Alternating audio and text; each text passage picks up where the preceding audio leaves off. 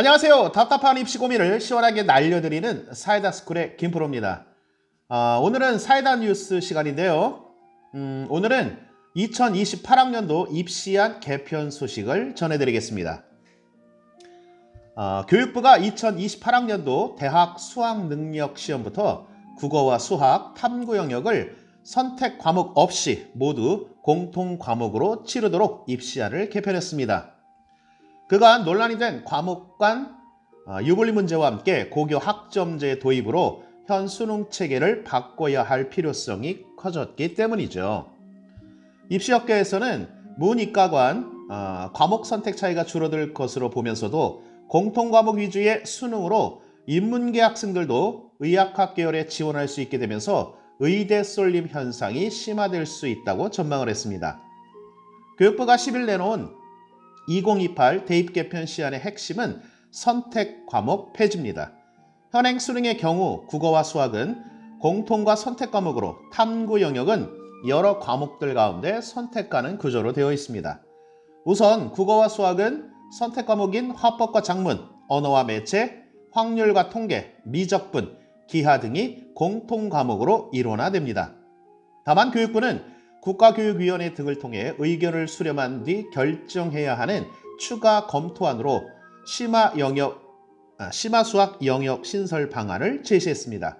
심화수학 영역은 첨단 분야의 인재 양성을 위해 미적분 2 기하를 절대평가하게 됩니다. 특히 각각 9개와 8개의 선택 과목 중 2과목을 골라 시험을 치렀던 사회탐구, 과학탐구도 통합사회와 통합과학으로 바뀌게 됩니다.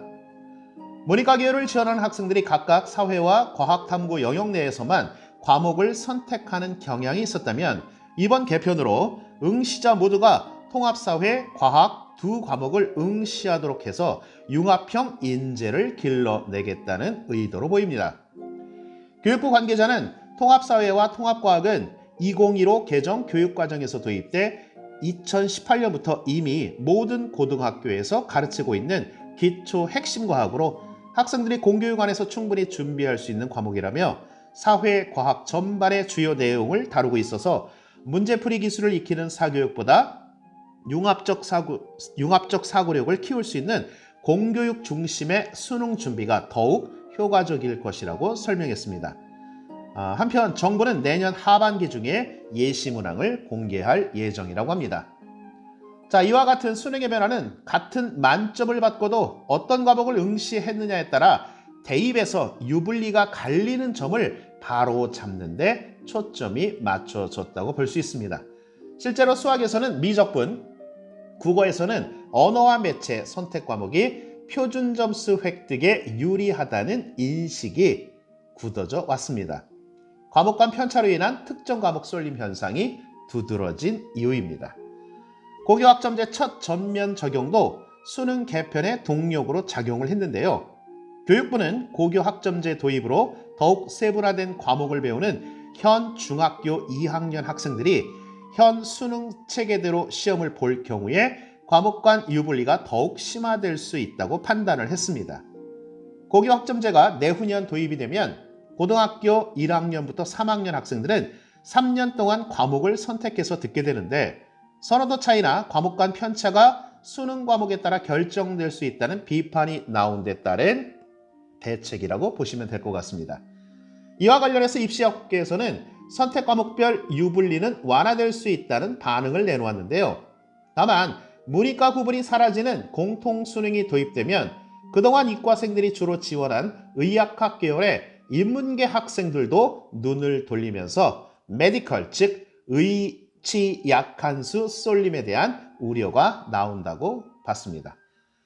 자, 입시 전문가들은 문이과 관계없이 성적이 높은 학생들은 의대를 진학하려고 하는 현상이 발생하고 취업이 잘 되는 이공계열 학과에 지원하려고 할 것이라며 기본 학문이 약해지고 학과 간 서열이 고착화되는 문제도 생길 수 있다고 지적했습니다. 그러면서 내신이 5등급제로 간소화되면 동점자가 더 많이 나와 결국 대학들은 수능 체제로 강화하거나 면접 도입 등 대학별고사를 통해 학생을 선발하려고 하는 경향이 생길 수도 있다고 내다봤습니다. 또한 실질적으로 문이과 통합을 최초로 시도하는 것이라면서도 내신보다 수능 변별력이 상대적으로 크게 증가하면서 특목고와 자사고, 명문일반고 선호도 증가할 수 있다고 진단했습니다. 아울러 문과 상위권 학생들도 이과 지원에 가세하면서 의대와 이과 쏠림 현상이 심화될 수도 있다고 예상했습니다.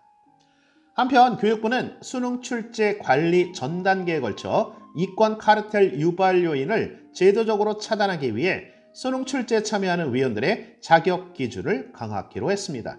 사교육 영리 행위자를 전면 배제하고 무작위 추첨으로 출제지를 최종 결정해서 학연, 지연 등의 이권 카르텔이 개입지 못하도록 하겠다는 방침인 것입니다. 이 과정에서 국세청의 협조로 과세 정보를 확인해 허위 신고로 인한 허점이 없도록 보강하고 출제가 끝난 후에도 향후 5년간 수능과 관련된 사교육 영리 행위를 근절토록 할 방침을 세웠습니다. 지금까지 사이다 뉴스의 김프로였습니다.